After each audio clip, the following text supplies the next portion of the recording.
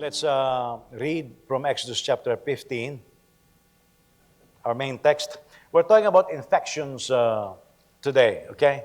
Try to finish it tonight. Exodus 15:22. Then Moses led Israel on from the Red Sea, and they went out to the wilderness of Shur. They journeyed for 3 days in the wilderness without finding water. They came to Marah, but they could not drink the water at Marah because it was bitter. That is why it was named Marah. The people grumbled to Moses, "What are we going to drink?" So he cried out to the Lord, and the Lord showed him a tree. When he threw it into the water became drinkable. The Lord made a statute and ordinance for them at Marah, and he tested them there. He said, "If you will carefully obey the Lord your God, do what is right in his sight, pay attention to his commands, and keep all his statutes, I will not inflict any illnesses on you that I inflicted on the Egyptians. For I am the Lord who heals you." Then they came to Elim, where there were 12 springs and 70 date palms, and they camped there by the water. Now, when it says there that the water became drinkable, again, it's pointing to the fact that it was not drinkable, meaning it was contaminated or poisoned. Okay, so again, when it comes to touching on our healing and health, it affects our food, what we take in, our drinks. There's some so-called, I think there are so many, how do you call this? Health drinks today that a lot of people drink, even my kids, that actually, if you listen to other people's opinion, it has poison in it, you know. It contains chemicals that are very harmful to one's health.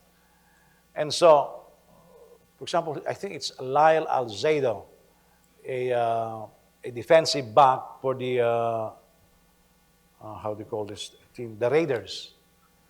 And he was taking steroids, and they say that when you take so much of it, it affects even your brain.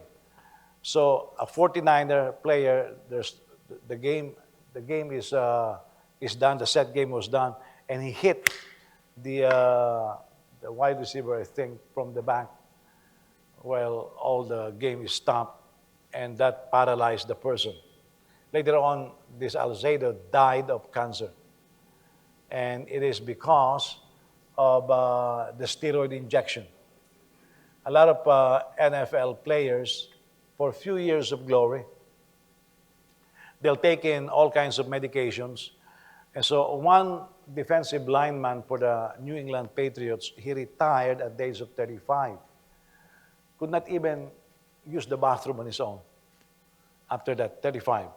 Because all the chemicals that he took in and all the hit that his body sustained, it has a detrimental effect on his health.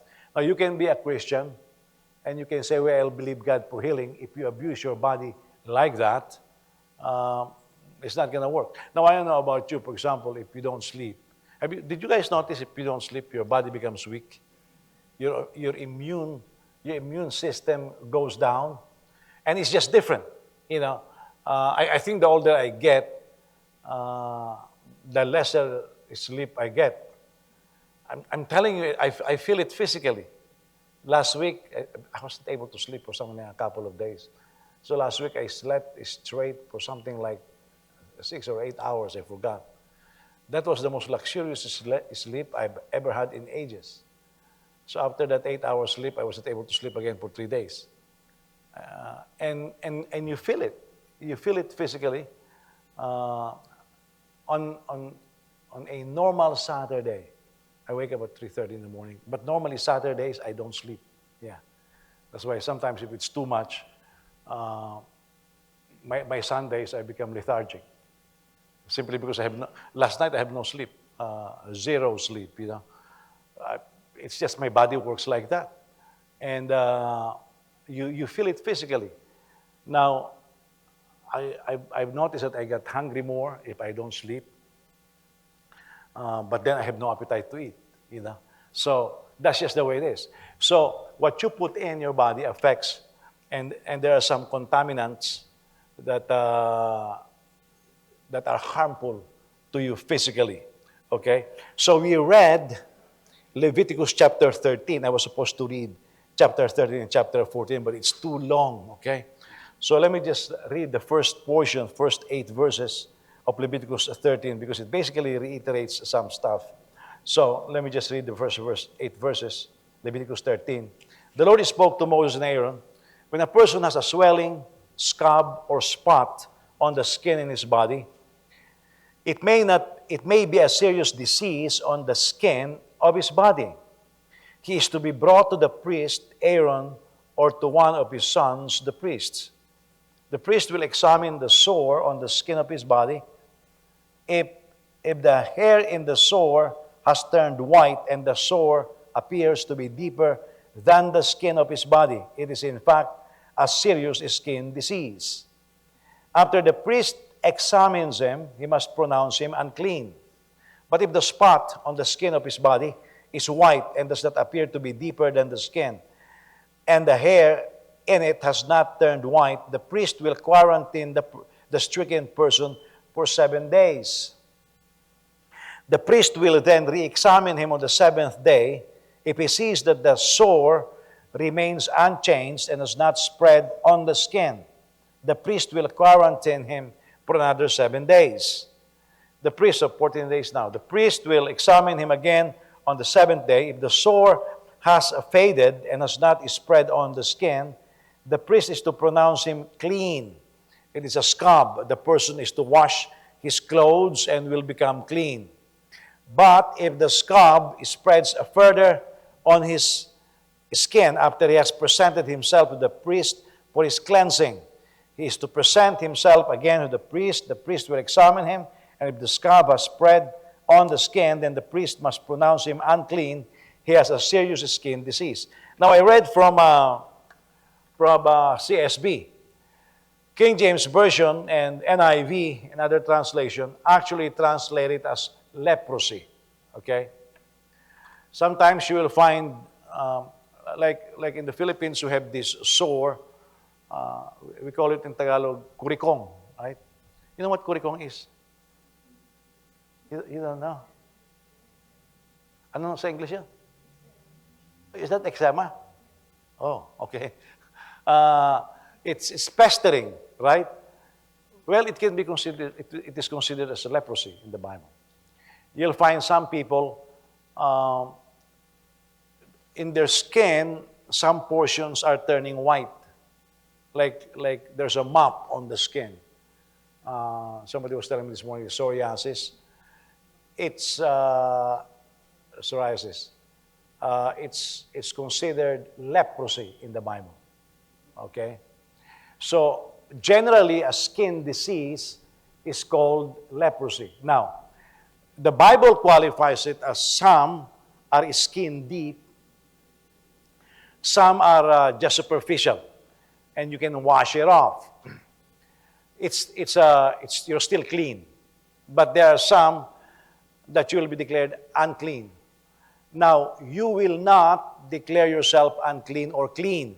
You will not be your own doctor.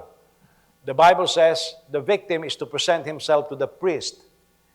Now, the priest is not a doctor, but he acts like a doctor, but he's not a doctor. It's because he was trained to spot certain conditions of the skin. And if the pestering remains for 7 days, he will declare it unclean and quarantine for another 7 days and then 14 days. By the way, if the leprosy persists, what will they do to the leper? Anybody remember in the Bible?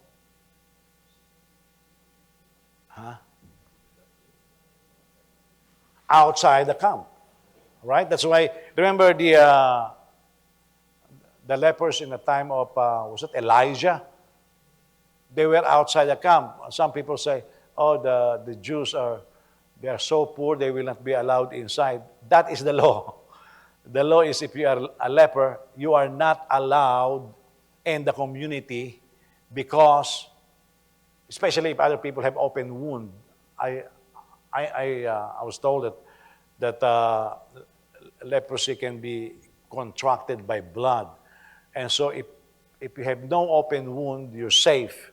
But if you have an open wound and you touch somebody with leprosy, that is when infection can take place.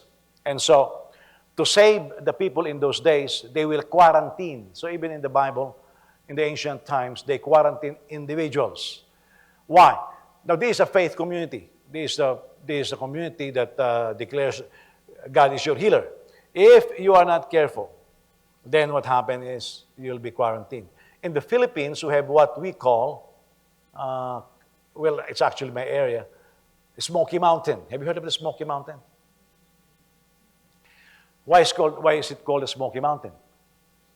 It always smokes because of methane gas. Okay, it's garbage.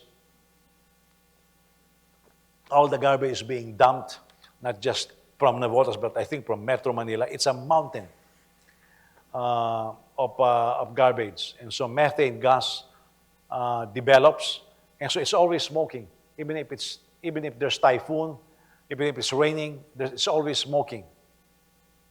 Well, they found something remarkable in this place where they put all the garbage. There are people, poor people, who decided to pitch tents or temporary housing or shelter on top of the Smoky Mountain because they scavenge for whatever they can resell from the garbage. They begin to contract leprosy. So now in the Smoky Mountain in Tondo, one day they just woke up and there's a lot of lepers on the Smoky Mountain. So doctors look at them and say, why is it that they have a lot of lepers here? It's not tala. It turned out the heat and cold, the smoke, the gas inhalation, it caused leprosy. And so those scavengers, the garbage collectors, they contracted leprosy because of that. Meaning, if you don't clean your house, if you don't clean where you are living, some mold, some mildew can develop, and it can cause skin disease on you. And that skin disease in the Bible is called leprosy. Okay? That's why I was warning this morning, because again, the holiday season is fast approaching, and some people, they decided to make balot, you know. People has not eaten yet, and I've heard that there are some among us who will put aside some food already. Well, you don't want anybody to discover that you set aside food before the eating begins. So what will you do? You will hide it. Well, that's the problem, because when you hide it, not all of you are young, so you forget that you hide something. And so during the week when we are here, we normally will smell something foul, and we'll be looking for it. Yeah. That's why, guys, avoid setting aside food until our parties are over, when you're about to go home, so that you will not forget it. Because now we come here and something foul smells, you know. And we don't know where you stash the food. So what happens is we start sniffing. We're like dogs here, you know. Where's the smell? And we will find them in some unlikely places because people hide them. But it was forgotten. So what happened? That place where that food is rotting can develop molds. And the rats and the ants can attack it. So what happened? You infect the whole building. That's what happened. Yeah. Well, thank God we're always able to clean. Well, at one time, my office was smelling so bad. For a while, I said, what is this foul smell? And I would spray disinfectant and, how do you call the thing? The one that smells good? Freshener. Okay, good. I was about to say cologne, but it's not cologne. So freshener. And it is so foul until Brother Lawrence, I think, examined the whole office and found that there is a rat that got caught in between whatever, and the rat died. Yeah, this small. And it was rotting. And it was so, I was smelling it week in and week out, I think for a couple of weeks. Yeah. That's not good. So what do? We spray freshener. I was about to say deodorant, but it's not deodorant. Freshener. Now, look, when you spray something, what happens is it overpowers the smell, but it doesn't remove the bacteria that is airborne. And by the way, that's how we deceive ourselves. It's just like some people who don't take a shower. They put on perfume or cologne, right? Now they smell good. It doesn't mean you're clean. You're still as dirty as whatever, you know. But because you spray cologne or perfume, you deceive yourself saying, well, I smell good. I'm clean. No, you're not clean. You're still dirty. But then you become dirty and you can infect others.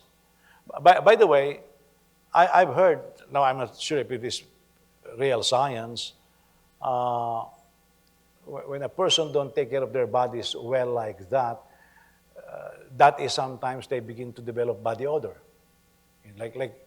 Like Europeans, because they don't take a shower. Sometimes I think Europeans will take a shower once a week or once every 2 weeks. I mean, they smell, you know, and so they will just cover it with perfume. They develop body odor.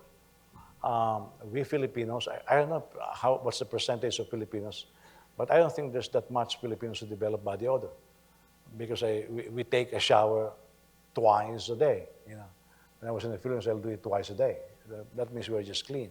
Some people they can, but really it's illustrating that the Nepalis, I don't know how true it is still today, but they say that, but really say that there's a saying in Nepal that they take a shower twice in their lives. Once is when they were born, and second is when they die. And by the way, because of the poverty, they can't afford all the heat. And so they just put on jackets. And Brother Willie was telling me that during winter, they'll just put on layer after layer to keep themselves warm. But they're not taking a shower. Now this is something about infection and bad odor. You can get used to it. But it doesn't make you clean. Now you can pray for healing all you want. And you can have momentary reprieve. But that sickness will return. You need to be able. Brother Willie was telling me he went to India one time. And you know, Brother Willie is very clean. So he said he will bring, you know, those ultraviolet light that you put it on the bed, it reveals the bacteria. And he said, you can see it moving. I don't know how that works. I don't have one. So he said he went to this, something like 3 or 4 star hotel in India. And said it was super dirty. There was even blood. And he put that ultraviolet light and said, you can see things moving. So he said, I did not take off any of my clothes. He said, I sat on the chair, not on the bed, and slept overnight there because it was very dirty. Now, of course, he has those gadgets, but can you imagine the whole place now become a place where you can be infected, you see? And in the Bible, it's prohibited. You're supposed to quarantine. Well, I guess in that case, the whole nation has to be quarantined, you know? But that is just so bad. So we realize that in the Bible, there are things that are called clean and unclean. Okay? Clean and unclean. That's why, for example, the babies. Anne was telling me that her mom tried to do it with Joseph. But Anne was telling me, is it with Mandy, right? Nobody will be able to carry Mandy unless they rub themselves with rubbing alcohol, because her mom was very particular with cleanliness. I remember when she was staying with us, and she was very careful with Joseph. She tried to do the same thing, have us use rubbing alcohol. But of course, I did not allow it to happen because, I mean, we're clean anyways. But it is because children are very vulnerable. You will notice that, for example, if you see some commercials in India, Africa, and third world, including the Philippines, you'll find little kids with no clothes, and the stomach is so big, yeah, and very skinny. Well, they have been infected and contaminated with some bacteria, and they have worms in their belly, and they're very sick. That is sad. But that is infection, okay? And you can pray for them. If you don't change the living condition, they'll continue to suffer. That's why in the introduction of this series, I was telling you that when God says, I am the Lord who heals, He also provide, if you get sick and you need medicine, for the medication. He also provide for the kind of food that you ought to eat. And so, for example, people are arguing, why is it that in the wilderness they only ate manna? God could have rained hamburgers, you know. Well, I've read some study that says if they eat a lot of meat in the wilderness, it can make them sick and die because of the temperature in the wilderness. But you will notice that God put air conditioning and heat. The pillar of cloud and the pillar of fire by night to regulate temperature. Otherwise, they could die and get sick. So now, even I am the Lord who heals you, the provision, everything that you need to stay healthy is provided for. So that is not just a manifestation of the Lord's presence among them. It was a solution to the changing climate in the wilderness. It turned out to be very healthy for them. You see, so on this earth, the Lord made those provisions for us. And even the prophets, they are repulsed with uncleanness, okay? Now let's talk a little bit more now about infection. And you can open your Bibles to Leviticus chapter 13. Actually, the text should be 13 to 14, but I only read chapter 13 this morning. Now, this tells us that there are agents of infections. And there are many, okay? Let's look at them one by one. Number one, we can be infected by fellow human beings, okay? By clothes, by houses or dwelling places. Okay? So, this explains modern sanitary conditions. For example, if a person is sick, don't hug the person, okay? Like with COVID-19, you will notice that no touch. Now, of course, the congressional report came out. It turned out most of what Dr. Fauci said were false. But given that, we know this. For example, if you have colds, stop hugging people because simple cold, there is no medicine for that. So I think it is just right. If you have colds, avoid shaking other people's hands and avoid hugging other people, because you can infect them and they can have colds. Now, I've noticed that the older I get, the more careful I have to be with these things. When I was young, I can be exposed and my body can take it. You know, the immunity is high. But the older I get, I've noticed that it's not as high as before. And I will tell my wife, how come I've got colds? Where did I get it? You know, and she will just sometimes laugh and say, you got old and you're getting contaminated with this faster. Therefore, I have to be more careful. Okay, I do my best, for example, to do steam sauna at least once or twice a week, because I've noticed that it helped me a lot. Because when you do sauna, of course, the toxins can be taken out of your body, and it clean you up. So I found out that personally, it's helping me a lot. And it's interesting, in the ancient times, especially among the Greeks, they do this. Like, for example, Herod the Great, he was very sick, and one of the regular things that he did, he was murdered. One of the regular things he did, he will go to Jordan. And there is a vacation place there for Herod, but it's actually a place for sauna. Now you have to remember that the whole area is volcanic.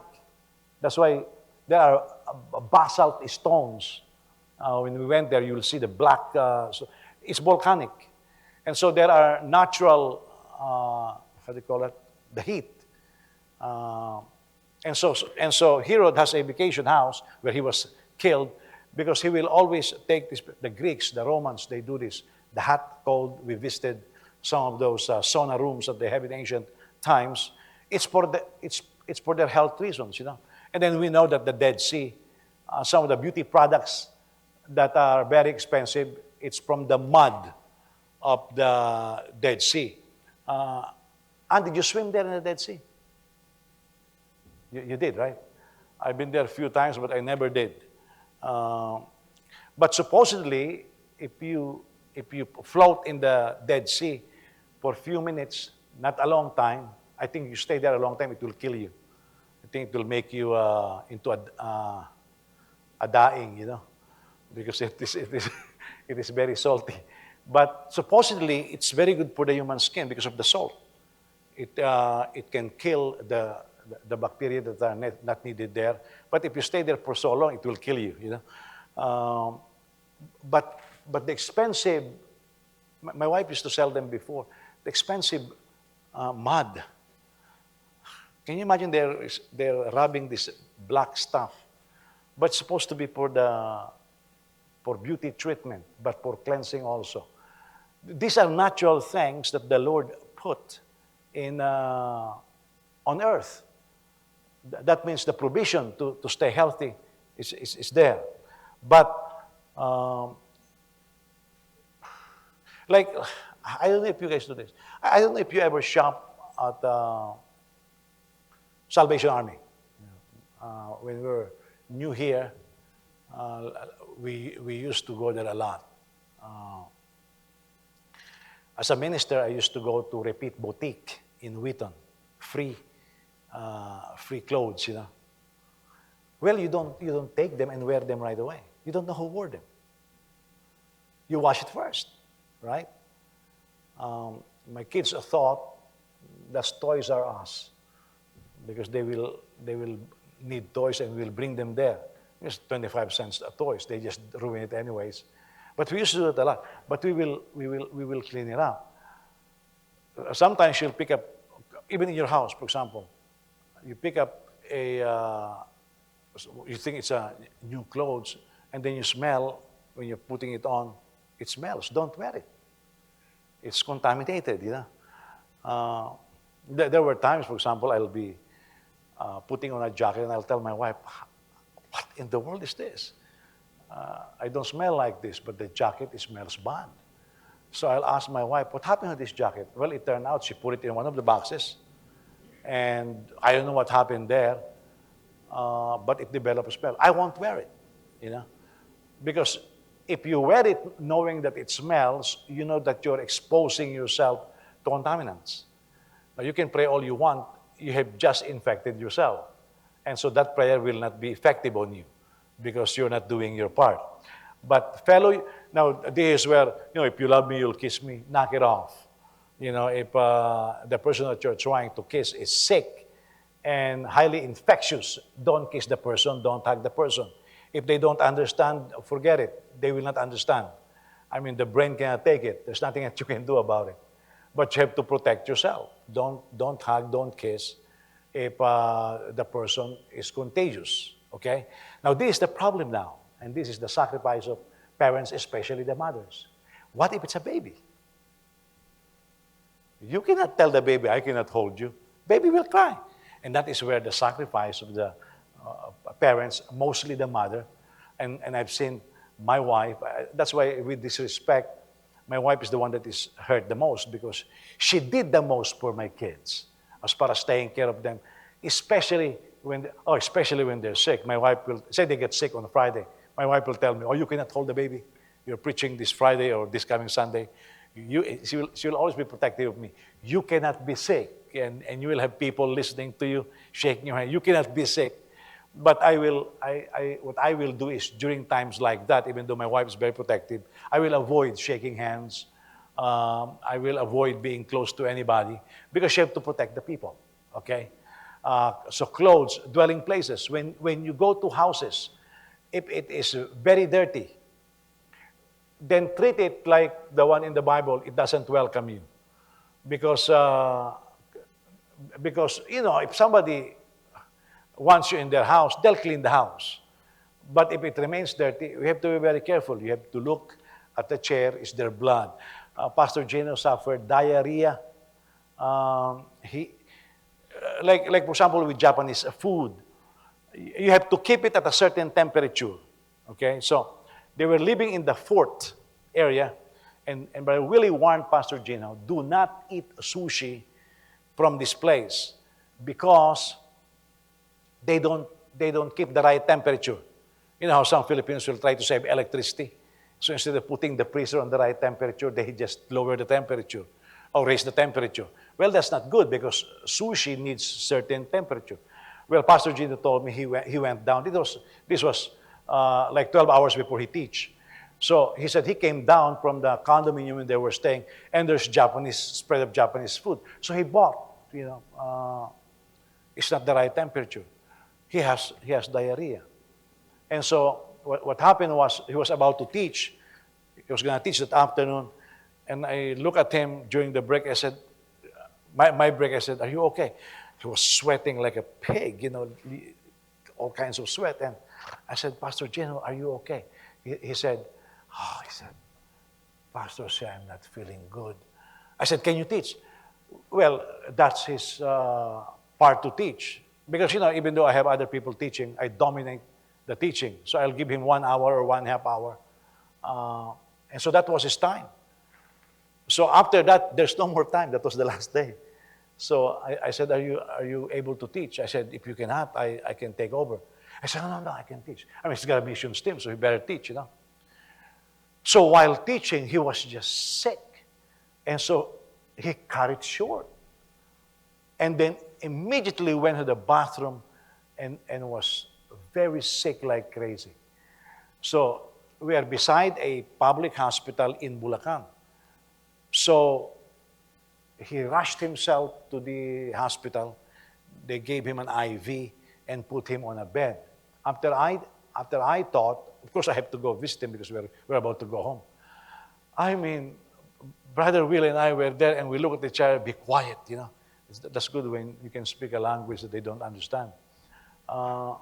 It's because he was sitting on a bed and you can see blood on the bed. Yeah. And Pastor Gino is very clean, so we look at each other, let's be quiet, because he may panic and just leave. Well, it turned out he saw it also. He said, I cannot do anything. His expression is, I was dying. Simply because he bought food he's not supposed to buy, because they don't keep the right temperature. Now, you can pray all you want. You have been warned, if you do still what you want, you'll suffer for it. And by the way, this is where a lot of people mistake the grace of God for license to do anything you want. The grace of God includes warning. It is not a license for anybody to do anything. If you know that the food is spoiled, okay, and you eat it, you can pray all you want. You'll be poisoned, okay? I had water poisoning last mission. How stupid of me, because I knew this, because the water, they are putting it in a plastic blue container, and then they just put a faucet, right? Well, that has been in the Philippines forever and ever. It's one of the most difficult things to clean, because the opening is so small, you cannot put in your hand there and clean it up.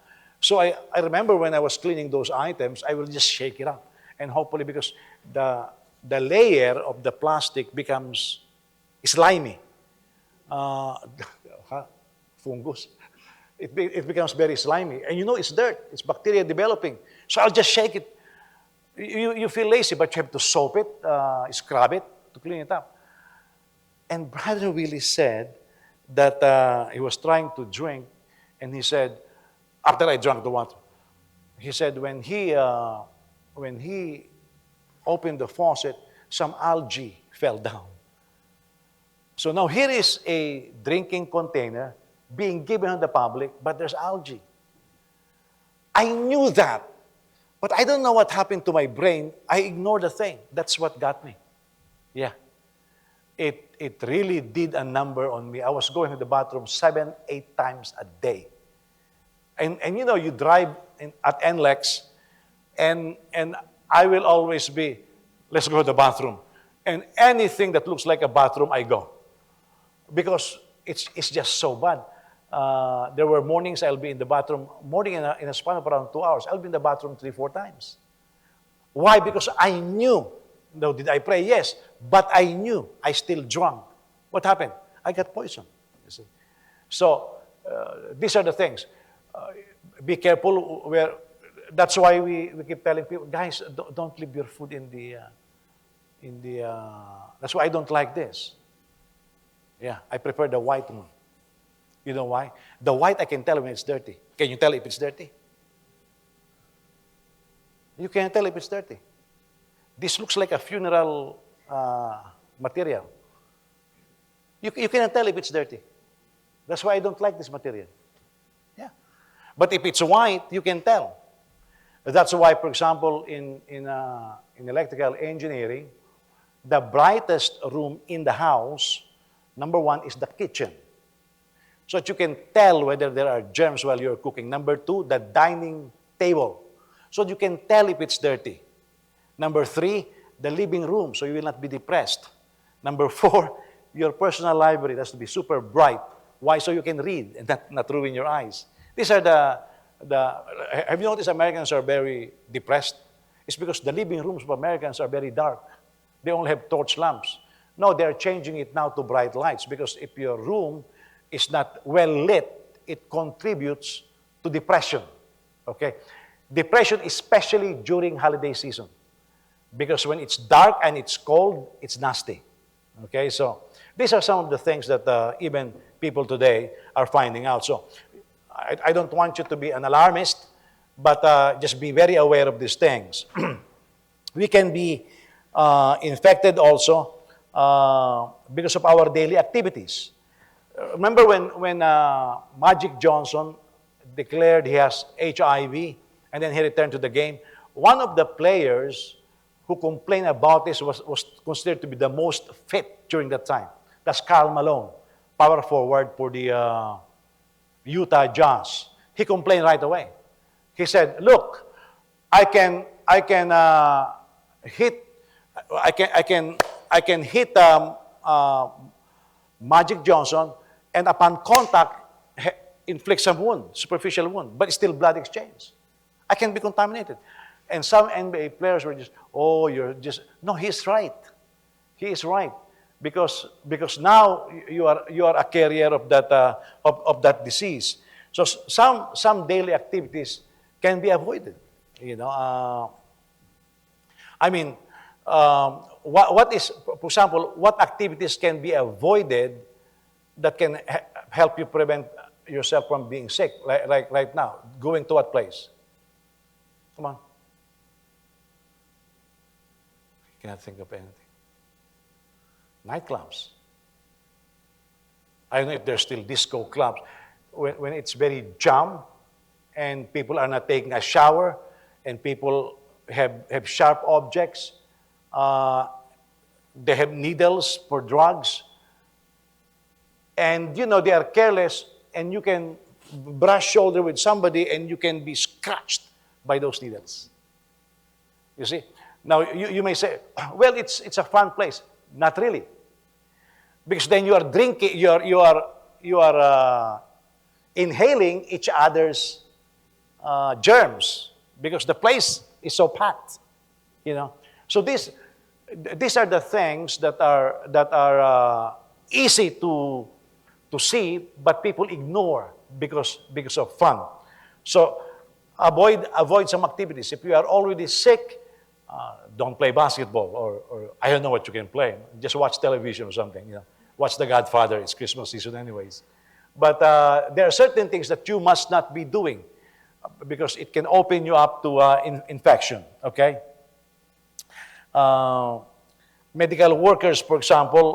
By the way, some people say be very careful when you are riding on packed train or buses. um, especially the LRT in the Philippines. That is sardines. I mean, now they are very concerned about, because basically you are packed inside. So some women are complaining because some men are taking advantage of them.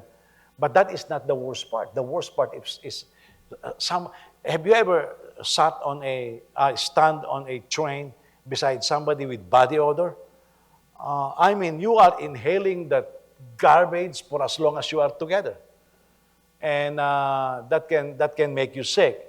I told you about the story about my counseling class, master's class, and of all people, it was an Indian brother, and I'm telling you, that was the quickest counseling lab I've had. You know, he will say something, I will have to look at him, but before I look at him, I pretend. And then, the counseling was over right away. And I left.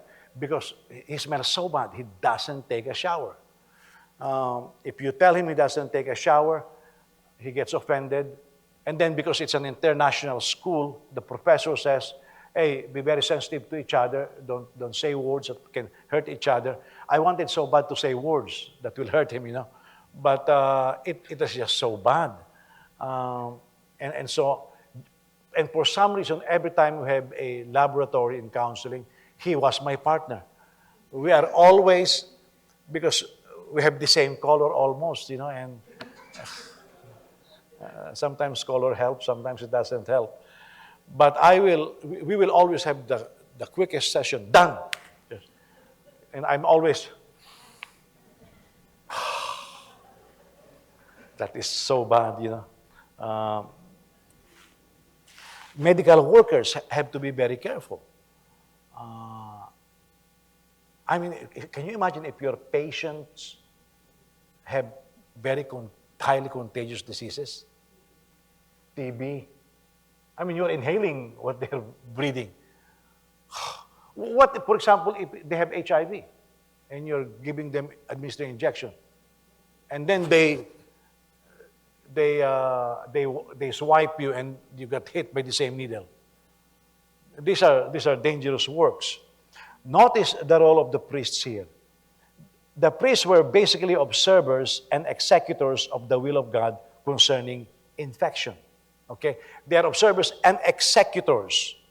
Now, it seems like they have no understanding of the science behind this. God just told them, these are the signs that you have to look at, and that's it.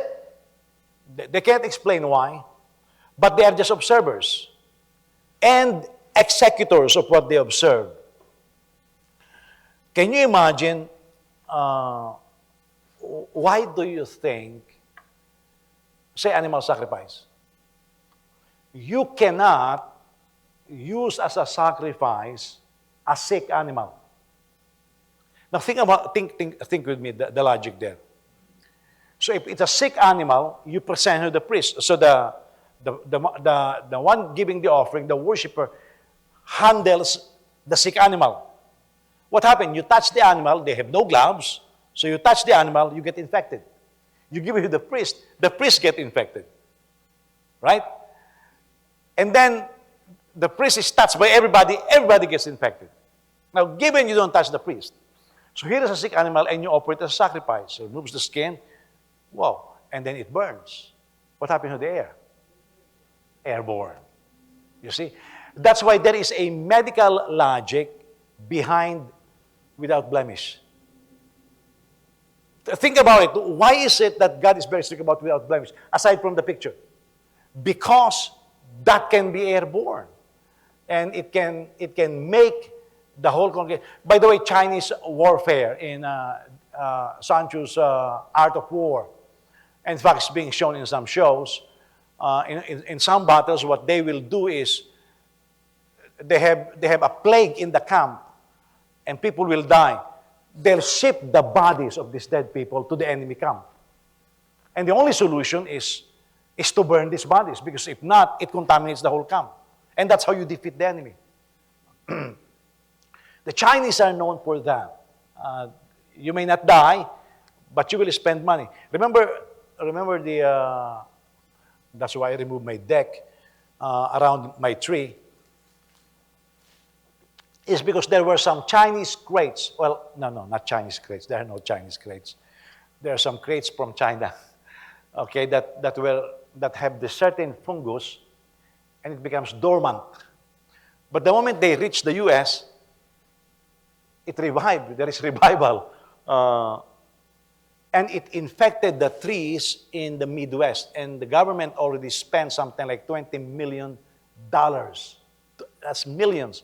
$20 million trying to cure these trees. They failed. One of the contaminated trees was my big tree. I have a big tree in the middle of my backyard, and I wrapped a deck around it. I was looking at it one day, and it's hollow inside. So I was nervous. I said, wow, it's getting hollow. What if it collapses? It's a big tree. So I have to demolish it, remove the whole deck. Government spent $20 million on that one, you see. And I was talking to Brother Willie, and says, that's by design. He said, the Chinese is known for doing things like that because it's a silent warfare. You make the government spend money on something that they cost. And so they deplete your wealth. And so when you are depleted, then they attack, something like that. But that's why we are spending. Look, who are the worst offenders of contamination and carbon dioxide emission? China. Yeah. But they're paying less. Who is paying a lot? One of the cleanest countries on earth, the U.S. We're shouldering a lot of the payment for this environmental cleanup when we are the ones who are very religious about keeping it clean. But no, look, we sell garbage to China, and they're using it as a landfill, if they're using it, you know. And so now we look at it. The priests serve as observers. You can translate to us, we are also observers. I think there comes a point in our relationships as a community that we don't get offended if somebody asks you the question, are you sick, brother? Are you sick, sister? Maybe you should avoid shaking hands with people. Maybe you should avoid hugging people. There's nothing wrong with it. Now remember, some of these diseases are not infectious, but they are still sick. They are considered clean. They are declared to be clean by the priest. But there has to be some objective observer. Priest has a duty to distinguish between the clean and the unclean and to teach the people the difference. And we can make an application here to modern day ministers. Well, even us. If somebody is coughing a lot, we know what to say. You're coughing a lot. Where did we learn that? From our parents. Because our parents, when we were growing up, hey, Jose, you keep coughing. What's wrong? And then, I don't like it. They always give you, I don't know, all the medicines. I think our parents think that these are universal medicines, you know, cure all medicines. How do you call it? Panakia. And they always rub me with Vicks salve. You have cough, Vicks salve. Oh, very sticky, right? You have colds, Vicks, everything Vicks. And so even if you're sick, no, I'm not, because you just don't want the Vicks. And then you're so hot, what do they give you? Hot tea. I mean the Lipton tea. And then I found out not too long ago from Brother Willie, you know the Lipton tea? Those are the garbage tea. The Chinese figured out that the Westerners are so ignorant about these things. So these are the things that they are supposed to sweep away. Because teas are supposed to be leaves, right? And so there are some they became powdered. And so they're going to be thrown away. And they realize, wow, the Americans, the Western people are so ignorant. Let's put them in little sachets. And that's the Lipton tea. Those are garbage. And we think we are drinking the most expensive tea. No, those are all garbage. And they're making tons of money off of it. You know, that's why the real tea, of course, are tea leaves. That's what they have. So can you imagine what we think? Oh, I'm drinking tea. From where? Lipton tea, you know. The little sachet. It turned out those are garbage, you know. I was just told about it. I don't know anything about that. I'm just repeating it. If it's wrong, blame Brother Willie, okay? He's the one who told me that. There are serious, less serious, and more serious skin disease. That means we cannot just generalize everything. Okay, I think as Filipinos, we generalize everything. I have headache. I have. Oh, you have headache. You have tumor. The person just didn't take a shower for 3 days. That's why he's having headache. And Filipinos are known for being fake doctors. You have tumors. Oh, your stomach is aching. You have ulcer. I don't know why we do that to each other. But no, not all sickness have the same degree of strength, how you go. So we have to be very careful. We're not doctors, so let's not pretend to be one, okay? Uh, and because of Google, we research everything. Sometimes I'm nervous to tell my wife I'm having a stomach problem because the next things, and then she'll tell me, do the following things, eat the following things. I said, what happened? She finished economics and now she's got a PhD on medicine because of Google, and she will Google everything. We have to understand that we have limitations, and so it's always better if a professional looks at it, not a fake doctor. Now, we may have experience on certain things, but we cannot really generalize everything, okay? By the way, even if you're not careful, some of our doctors are alarmists. You have a bump. Oh, this looks like a cyst. Oh, this is cancerous. Maybe this is cancerous. Why don't you do a CT scan or an MRI? And now you're very scared. Yeah. At one time, I have something like that, and my doctor looked at it and said, "Oh, it could be cancerous." I went like this, and my wife is now Googling it. Yeah. Well, a doctor looked at me and says, "Oh, that's fats." Yeah. I was growing fats. Yeah. And they a couple of one doctor and one wife thought it was cancerous. By the way, I don't know if Brother will tell the story about, I think he did. Two of the executives in his company. Remember that story? Yes, they have an executive in their company from Korea, I think. Very healthy. And he went to his doctor for regular checkup.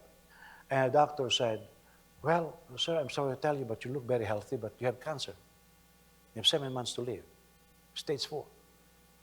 The executive, what happened? Well, we don't know. We didn't see it, but here it is. Showed the medical findings. You have 7 months to live. And after the visitation with a doctor, the health just deteriorates. He died before 7 months. Okay? In the meantime, another patient with the same sickness, the doctor looked at him and say, "Oh, you're free of cancer." And he's still alive to this day. You know what happened? The records switched. Oh, listen, the record switched. The guy with no cancer, his doctor told him, "You have cancer. You have 7 months to live." Before 7 months, he died. But he is not sick. He is not sick. Overcoming the mind. That's why you have to be very careful. Now I know you are experts in using Google. And so you diagnose yourself. Oh, some of you think you're a genius when you can't even finish high school, Because you Google it, you're a genius. Don't believe that, okay? You have to have some level of understanding in this thing. Now, Brother Willie was telling me, he said, this guy is healthy. But the doctor looked at him and says, "You have cancer, 7 months to live." It was 7 months he died. Yeah. And then only to find out the records were switched. What happened? Got defeated in the mind. You see? That's why we have to be very careful on the access of information. And by the way, how are you going to censor information being how do you call that? Being uploaded in the internet? You cannot censor that. Just look at all of this news about Trump and Kamala Harris and Clinton. You will think that these are all devils in the flesh. If you listen to the news, it's uncensored, and it's the same thing. That's why we have to be very careful with the which report shall you believe. That's the question from the scriptures. We have to be very discriminating. Otherwise, we may hurt other people. Now, let's look at some more role for the priests. Priests are told by God how to make a distinction between the clean and the unclean. And we will find that modern writers have tried to identify these issues and give modern equivalents. That's why I can tell you that this leprosy, not all of them are leprosy, they are actually skin diseases. How do you call this? Sickness in Deuteronomy 28, consumption. They have an equivalency now, they say it's tuberculosis. So we are now finding the modern equivalent of this sickness that the priests were told to analyze. Analysis is a role given to the priests. You say, why priests? There were doctors in those days because priests were required to memorize the Torah. And the Bible has enough information. I mean, even knowledge of trees, knowledge of the animal kingdom, plants, and all of those things that can help them. Now, remember a wise man in the scriptures. What is a wise man, if you remember? A wise man can, number one, what? A wise man can heal the sick. And a wise man can cast out demons. Okay? So priests were supposed to be wise men of the law. So that's why Solomon can name all of these trees and some basic information. For example, in the Philippines, we know this. If you have an open wound, you boil, how do you call this? You boil guava leaves, and it helps. If you have inflammation, you heat, ano ba English ng atis? What is the English? Ano English ng atis? Sugar apple? Okay. However it's called. But atis, ano sa English yung atis? Sweet pineapple. Maraming mata, di ba? So, but the leaves, if you heat up a little bit, it produces a certain oil, and you put it on inflammation, it subsides the inflammation. Well, I've learned that growing up because that's how my parents would treat me. When a woman just gives birth, they're not supposed to take a shower right away. Otherwise, their veins will get big, right? Ang tawag nila ay varicose ba yun? So hindi raw scientific, sabi ni Jessica. So what happened is, when they take a shower, we boil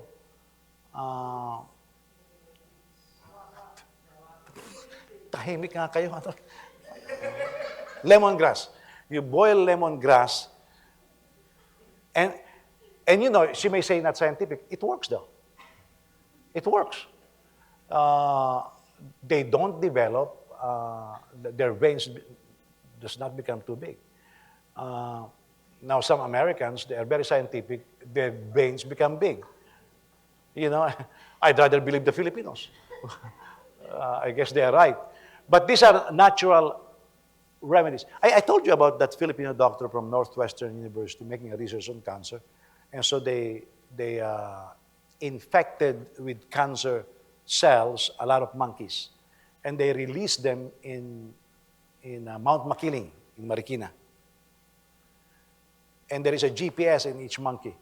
They found out that they were going to one tree, almost all of them, Guyabano tree. And so they found out that there are healing elements in the Guyabano. Now, that's not very scientific. You just release the monkey. Are the monkeys scientific? No. But they know. By the way, you know that even roaches, these are good radars. when there is about to be an earthquake, what happened to they flip, and then they shake. An earthquake is about to come. Always. It's not scientific, but it's very effective. It turned out that the legs of the cockroaches, they are antennas. You know? No, I'm just making it up. Don't take it seriously. Okay? No. Now, when symptoms are identified, these priests are supposed to announce whether a person is clean or unclean, even if they don't know yet. Now, application is very obvious. If a member of your family is sick, do not hide it. Yeah. I appreciate, for example, during COVID, because our house was open, we had young people coming to our house every week. And one day, and we did not really wear masks. You know, I like to breathe. So what happened was, one day we were having, the young people are there, and then somebody called the house and say, "Oh, I think talk to my wife. Oh, Tita Ann, I just found I tested positive with COVID." I said, "Okay." But you see, that was nice. It didn't alarm us, of course. But it is nice that the person was honest enough to say, "I tested positive for COVID." I mean, Joseph, military requirement, you know, he went to this COVID testing center, and he tested positive. So he called us right away, "I tested positive, Papa." But he said, "It's weird." I said, "Why?" "Because there is a note in the pharmacy. If you tested positive, it's possible you are not infected." Yeah, that's what it says. And he took a picture. I said, "What in the world is going on?" And so he decided to go to the next block and tested again. He tested negative. Within minutes, tested negative. Instant healing, you know. But then there's a note. If you tested negative, it doesn't mean you don't have COVID. Now, this is government. And I have the picture. That means they don't know what they're doing. And while they don't know what they're doing, we are being fed with this information, and we are like crazy eating them up. You know, and now they found out that most of what they said is wrong. You see, the congressional report. And this is the problem. But now we're talking about sickness here. If you know, if somebody is sick in your house, you have to be honest. Like I visited Hansel the other day after the operation. He was still. I think is he home now? I was telling Hansel, "Hey, listen, you have to be careful with who will be visiting you. This is an open wound, you know." And so I was planning to visit him again with DJ, because DJ wants to see him. But there's a couple in our house who has a little bit of colds. So I said, "No, we'll not visit Hansel." I have to be careful. If you know you have something, do not expose the person. Now, don't say, "Well, baliwalayan." No, it's not for you. Here, the priest has to say, "You are unclean." I don't care if it's your brother. I don't care if it's your sister. I don't care if it's your husband or your wife or your mother or father. You have to declare it unclean. Okay? Our problem is cover up when we all know something is wrong, and then we don't protect others. That's what happened here. But the priest, that's part of his responsibility. He is supposed to expose it. Not humiliate people, but he's supposed to expose it. Now, if a man look bad, he is declared unclean. Now, this does not necessarily mean that because he is unclean, that he is infectious. A woman with an issue of blood, is the woman infectious? Meaning, if a woman here is having her monthly period, if I touch that person, will I have a monthly period also? No, of course no. Please. Did I hear somebody said yes? Don't do that. I'll be so discouraged, you know. But she is not infectious, you know. Now, what if the woman is sick, aside from having monthly period? Then that blood can become infectious. But what is the blood release of the women? It's the dirt. That's why it's unclean. I don't know the scientific names, but the woman is supposed to be cleansing herself, supposedly. But you see, releasing dirt. That's why unclean, because when a clean touches the unclean, becomes unclean. So some of you were in the Dead Sea area. I think we showed you the place of the Essenic Jews. Remember, they have a gathering hall there, and there is a pull down and going down, going up. Before you eat dinner, the dining hall is upstairs. Before you eat dinner, you go down and take a purification bath. So you go down and cleanse yourself, so you will become ritually clean. After you are ritually clean, you will go up on the other side of the staircase. Now, those who are unclean going down and those who are clean going up must not touch each other. If the unclean going down touch a person by accident, halimbawa nadapa, di ba? Napahawak, that person will go down again to be cleansed again. Because they are very strict with ritual cleansing. Meaning, if the person is declared unclean, accept that. It doesn't make you contagious. It doesn't make you dying. But because of religious exercise that you cannot worship if you are unclean, you have to respect that. You know, sometimes, by the way, this is our problem. Damayan. You know, I remember in our old building, a family was about to leave. And I was passing by. And he said, well, I'm about to leave. I might as well bring some with me. You're contaminating others. You see, that is forbidden in the Bible. Now, you will begin to understand now what it says in the Bible have nothing to do with those who causes division. Because you're just contaminating others. Because when a person has an infectious disease, he is quarantined. Nobody is supposed to touch him. He will be given food, but nobody is supposed to touch him. Nobody is supposed to have fellowship with him until he is clean. Now, that is a physical exercise with a spiritual value. And that's where Paul got his teachings from. Okay? Ultimately, the determination if the person is unclean is to identify that the person is now, if you say you are unclean, what is the value in the community? If you are declared unclean, you are incompatible to fellowship with the faith community. That's it. That's why a woman will scream, unclean, unclean. She will not go to the court of women in the temple. You are not compatible to fellowship. Now, this is where Paul says, there should be no immoral among you. It's unclean spiritually. You see, incompatible with fellowship. Now, the moment somebody is clean, then the person is declared compatible for fellowship.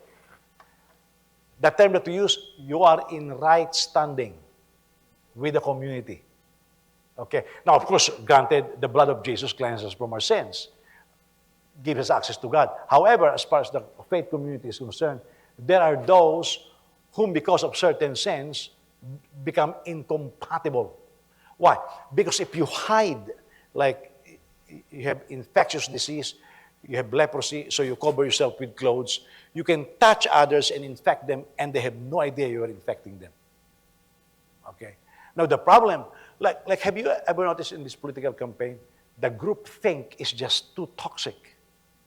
Yeah, the group think it's amazing.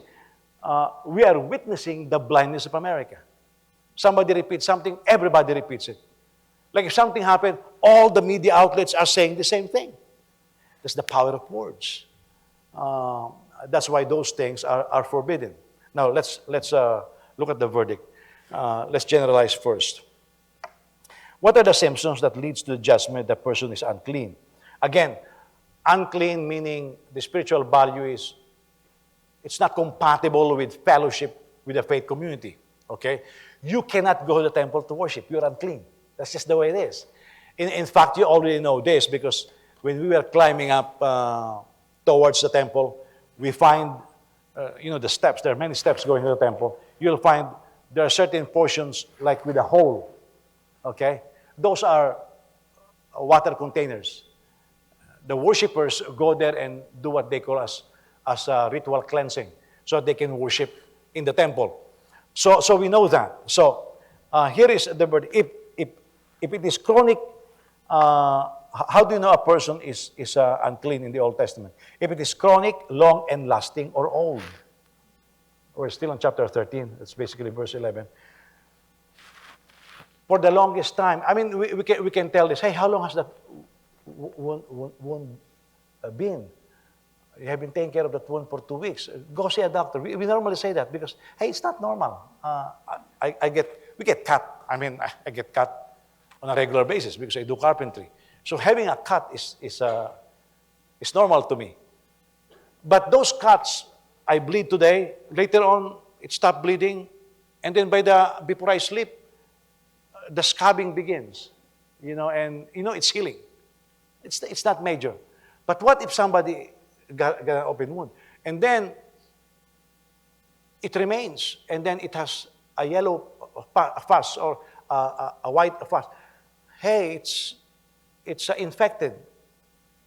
Put some, what do you put? Neosporin, right? Put some neosporin on the wound. And if it persists, why don't you go see a doctor? And then it swells. Why? These are the exact signs in the Old Testament. They're swelling. Because there has to be some deeper reasons for that. We have to be sensitive to that. If it has lasted for at least a week or two, it is unclean. Again, if it is persistent.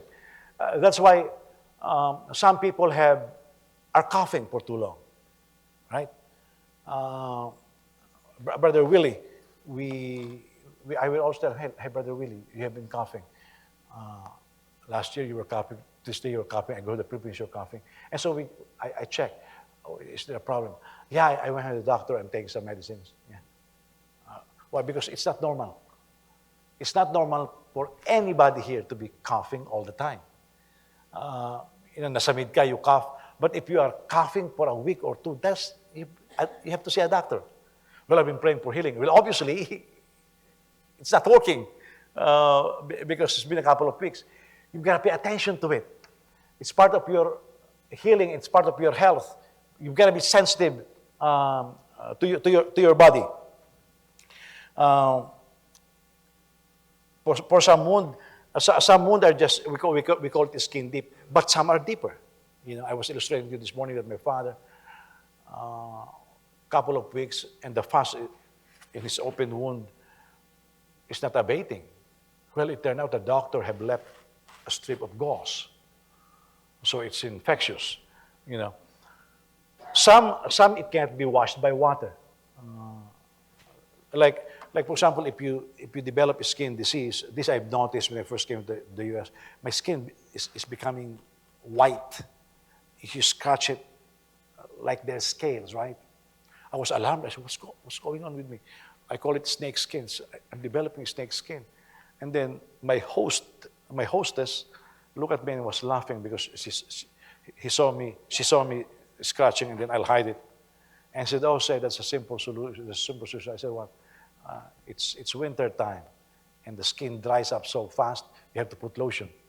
Because I was very itchy. So I put some lotion, and it turned out a couple of applications, the itching is gone, and then it's healed. Okay? But sometimes it persists. If it persists, then you've got to see a doctor or put some solution to it. Now, if something, it is also sometimes, there are some skin diseases that are, how do you call that? Just on certain sections, like a patch, right? Huh? Or you call it localized? Okay, it's localized, not imported. Okay. So it's just a little part. And then you notice if it spreads, right? I said not imported because, remember, Anne, when you were about to be operated when you were younger? She has so much colonial mentality. The doctor told her, we're going to apply anesthesia, but only local. And she said, no, doc, I want imported, I like that story, Anne.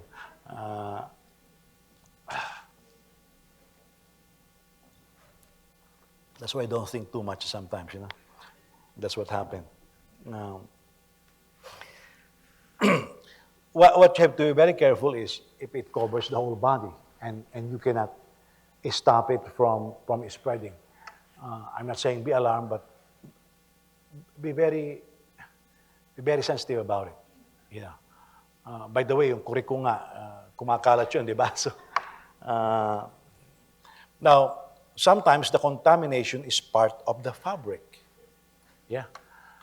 Some fabric, you cut it and then you patch it. But some you burn. Because some you cannot just clean by washing. You have to burn. Now, the last part that I just discussed, the contamination of a fabric, gives us clue to the wholeness, to the symbol of wholeness. Why is it that an animal sacrifice is deemed unclean? Okay? For example, if the animal is blind in one eye, you can still eat it, but it's because it's blind in one eye, it's not worthy to be a sacrifice. If the animal is limping on one leg, if the animal has a scab, say in one leg or in one part of the body, it's unclean. It cannot be sacrificed. But you can cook it. You can eat it, but it can't be sacrificed. Why am I bring this up? Because the symbolism of it affects holiness and wholeness. For something to be used as a sacrifice, it has to be whole. Not just partly clean or partly eligible, whole. Why? Because if it's whole, then it has integrity. Now this is where I think people who read the Old Testament miss it. It is symbolizing something that Paul applies.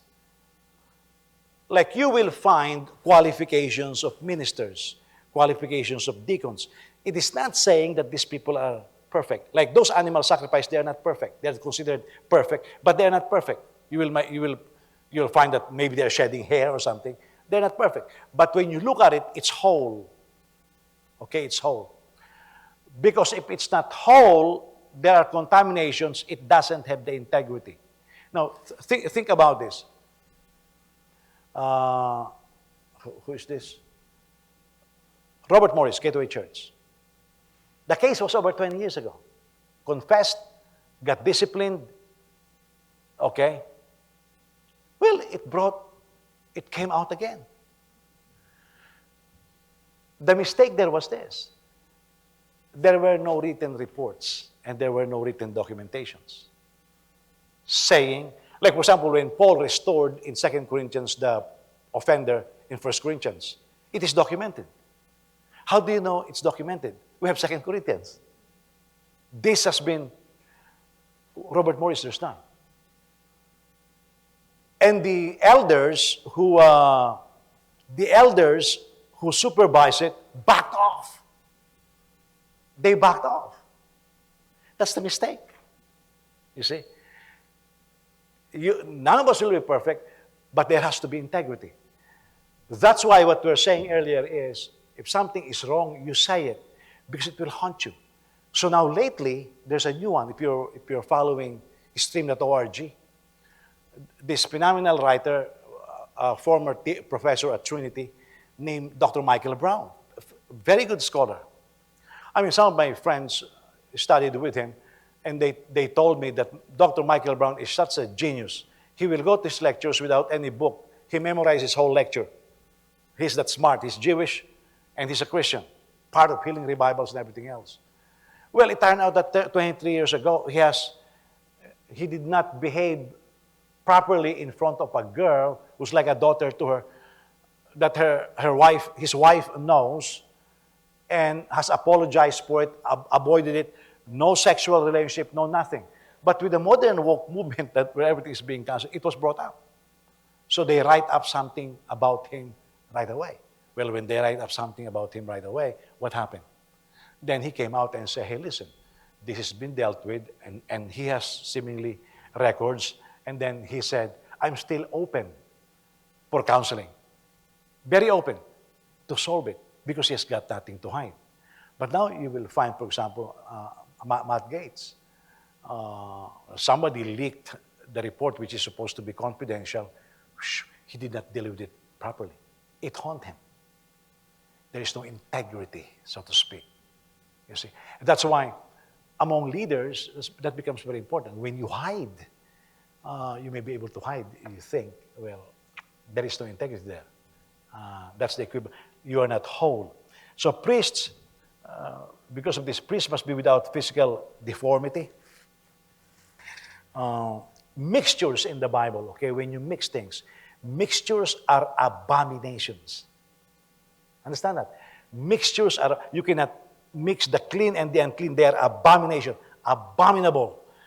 That's why you will find in the Bible homosexuality is an abomination. Why? It's a mixture. You are a male, you are trying to mix in a female in you. Can you imagine somebody who's having sex change and hormonal injections? It's an abomination because it's a mixture. You cannot be holy and unholy at the same time. Okay? It's a mixture. It's an abomination. And you will find that in Leviticus. Men must behave in a way that expresses wholeness and integrity in their actions. So lack of wholeness in people. Now, in Leviticus 13, it's through persistent patchy skins. You will find, for example, somebody is trying to date you, you know. Now, it depends on what you like. And the person dating you, one day when you're going out, the face looks very handsome or very pretty. And then suddenly, from white, it becomes black, it becomes brown. And then it becomes, there's a patch. Are you seeing a doctor? You begin to, you're not saying the person is contagious, but you're saying, hey, are you healthy? That's what is being spoken here, the wholeness, the health of a person leading the congregation. There has to be some wholeness, there has to be some integrity. That's why, for example, with my pastor in the Philippines, there were times we would be arguing, and I'll tell him, hey, listen, this is what you taught several years ago. I will hold him to account over what, that's why you will notice sometimes when we have questions and answers, and somebody will tell me, Pastor, say you said this, even our strategic planning. I'll say, well, this is the context of what I said. I will remember. I may forget your name, but I will remember the context. Because there has to be some integrity. There has to be some, you have to be honest. And you have to say, well, this is what's going on. I don't like it. It's not Bible. You have to say it. Okay? Otherwise, there will be no integrity. If you keep changing your positions, then there is no wholeness. It's abominable. The laws on the skin disease are actually testimonies, and it has implications to the wholeness in the ancient community. The separation involves being cut off from the community of faith. That's why, for example, if I have leprosy, I am separated not just from the community. I'm separated from my family. Remember who is this? The soldiers of David. They were humiliated and their heads were shaved. Remember that incident? What incident was that, John? But you know it's in the Bible, right? So the heads were shaved, right? They were humiliated. They cannot come to the community. What did David say? Go outside the camp, meaning quarantine yourself, because you have been shamed until, of course, the hair grows. You see that? The separation, cannot see their family, they can't see their wives. That is wholeness. You know, our problem is when we do something wrong and we want everything to be the same as before. That's abomination. That's abomination. There has to be a distinction. Individual discomfort was never allowed in the Bible to jeopardize the spiritual warfare of the community. Why? Because God's presence depends on being clean or unclean. Okay? God's presence depends on being clean or unclean. So now, what happened? In the times of Moses, the Israelis begin to have sex with the Moabites, the Edomites, with the Canaanites, right? And the whole camp was contaminated, and judgment fell, and plague fell, and God began to take the lives of these offenders. What did Phinehas do? He took a javelin, and there was this Jewish man having sex with a Gentile, and the violence of it. He thrusted the javelin between this couple are having sex. And because of that, his line was separated as very holy. Why? Because by doing that, he says, I want wholeness in the community of faith. There cannot be union like this. You see this? Now, of course, we don't do that today, but the spiritual application is very true. Can you imagine? Now, some people say, well, you're too fundamentalist. Well, call me fundamentalist. Can you imagine you're worshiping and your boyfriend or your girlfriend is an unbeliever? In the community. And then the communion is administered. People will be embarrassed, and we don't want to embarrass anybody. So the person takes communion. You are having communion with the spiritually unclean. What we do has effect on the worshiping community. Then that is the application. That's why there is a command in the Bible, come out from among them. In the New Testament, get rid of all forms of, I will just summarize, filthiness. Okay? Because the spiritual application is wholeness for the presence of God. Now, I'll tell you this. If you are not living 100% for God, I'll tell you one thing that is guaranteed. You will never enjoy the presence of God. Why? Because the presence of God cannot be there. You may be emotional and think that the presence of God is there. No, it's not. Because the presence of God only comes in a whole community. And you cannot erase that. You cannot erase that. That's why, for example, me and my wife may disagree, may fight, but at the end of the day, we're okay. Because we cannot possibly invite the presence of God in our house if there's strife among us. Even with our kids, say we discipline them and they are heartbroken. Oh, I require dinner time, we dine together. I already ate, Papa. It doesn't matter if you already eat. We sit down, we talk, patch things up. Because if we are not whole, you can pray all you want, the presence of God is not there. That's the application. And that's the basic lesson of cleanness and uncleanness. Okay? We'll continue chapter 14 next week. Learn something tonight? Let's all stand. Praise God.